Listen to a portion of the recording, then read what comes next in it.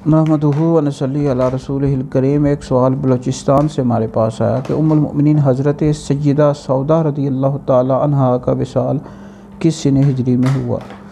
उम्मुल मोमिनीन हज़रत सय्यदा सौदा बिनते ज़मआ रज़ियल्लाहु ताला अन्हा के नबी करीम अलैहिस्सलाम की ज़ौजा हैं, मोमिनों की माँ हैं।